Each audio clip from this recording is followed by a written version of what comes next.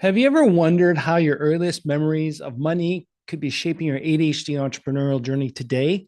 Well, based on my conversation this week with Wendy Brookhouse about the 5 finance mistakes entrepreneurs make with financial planning, I wanted to discuss the subconscious scripts that dictate yours and my financial decisions. And it's very important that we have this conversation because I fall into trap into it. So, just to do a quick recap, just for the conversation I had with Wendy, the 5 common financial mistakes that she listed was one, lone wolfing it, doing everything by yourself, not looking at the whole picture of your company, your business, your personal finances, the revenue going in and out. There's a lot more to it than just financial advisor. You need to get your accountant, your tax accountant, and your strategic people involved in it. Spending money or spending your investments in the wrong places, misunderstanding your money mindset, and a lack of end game awareness. End game meaning what's the future goals? What do you want the end to look like? And being aware of it now so that you're working towards that end game. But right now, what I wanted to divulge more, to talk more about is this misunderstanding of your money mindset. Okay. And it's very critical that you have an understanding of your money mindset because it really affects what you do day to day, how you're going to grow entrepreneurially.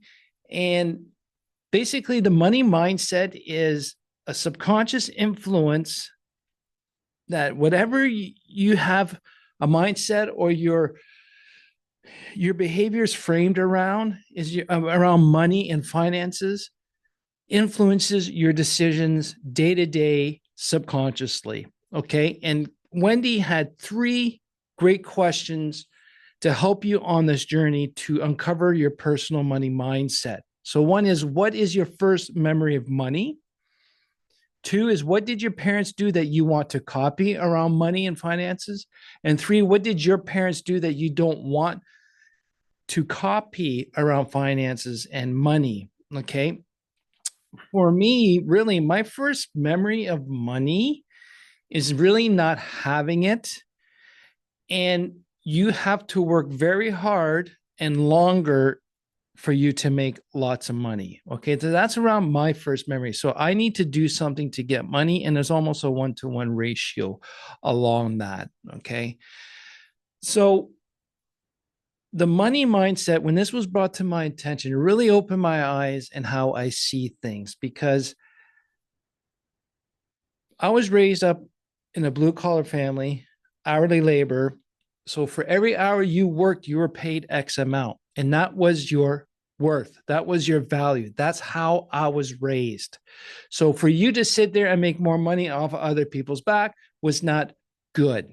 So what happened here is having that mindset as a structural professional engineer, entrepreneur that's creating value to the industry I'm in, hiring a bunch of people, giving them an income and paying taxes for on behalf of everyone, and actually providing to the local economy, I became a workaholic also because of the fact that I had subconsciously in my head for every hour I worked, I earned this much money, X, and that was how I was valued. And then also with that subconscious saying, being raised, going, no, you can't make money off of other people. That's wrong. Therefore, I worked more so I can feel part of the group. And I was not really concentrating on value add for the clients, which is my specialty and my unique ability. So that was one way how my subconscious money mindset really got me into workaholism. Okay. The positives and negative aspects of parental financial habits. The one thing I do want to copy, and I'm going to do with my own kids, which I actually, in a way, pushed onto my businesses, is, the first thing my dad did when I had a part-time job officially, and I was getting a T4 or, I was getting a paycheck and I had to report to the government. He forced me to do my income tax every year by hand. Okay. I don't think it was really the point that he wanted to save money. It was that this way you understand where that money that you earn, where it goes in taxes, and where at the same time, especially when I became a student in university, how certain type of spending would help me get some of my income tax back.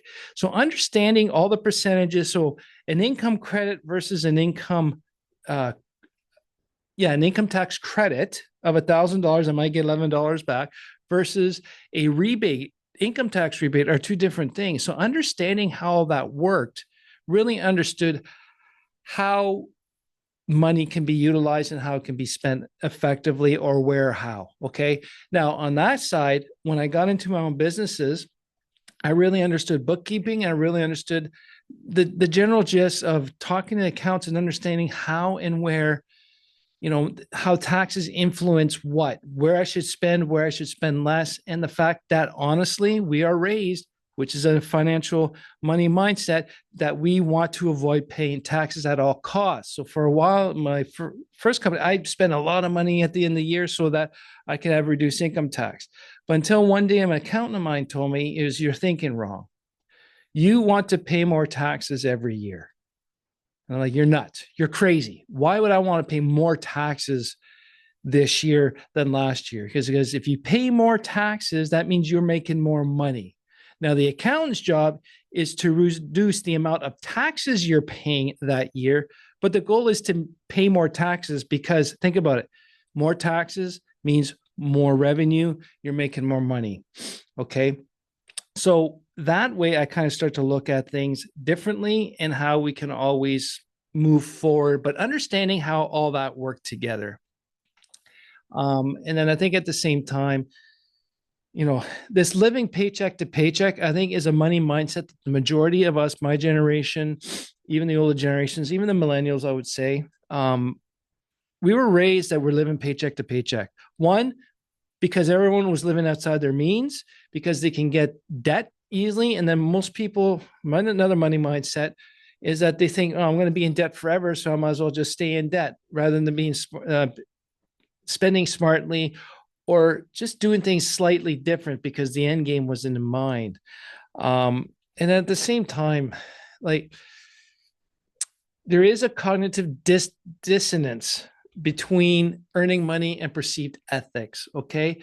The big one is there's no way you are able to make a ton of money because you bring a specific service to the public or to other companies, and they value it and they're willing to pay you that much money because you're the shortcut for them to get it done.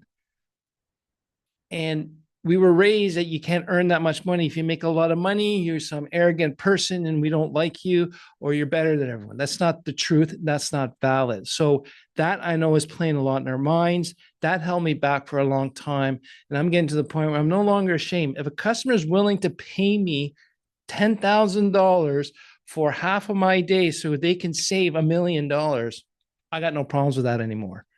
Because the value I did for a half a day conversation or a half a day review helped them save $1 million. They see that value, right? Why? I put a lot of time and effort to learn a bunch of stuff, and this is how the world works, and there's nothing about it. Okay. So write down, answer those 3 questions. What is your first memory of money? What did your parents do that you want to copy around money? What did your parents do that you don't want to copy around money? Okay. Write those down. Okay. Now we got to do is rewrite our money mindset. I'm actually at the point where I am no longer thinking I got to clock in and clock out anymore. I got to be at the office for the 8 hours that my staff can see that I'm doing the 8 hours of work, and I'm not doing stuff to work on the company or doing things that I really, really enjoy, which will provide us future revenue and future growth and profit. Okay. So by understanding your financial mindset and you understand why, it'll lead you to better business decisions. And that's huge.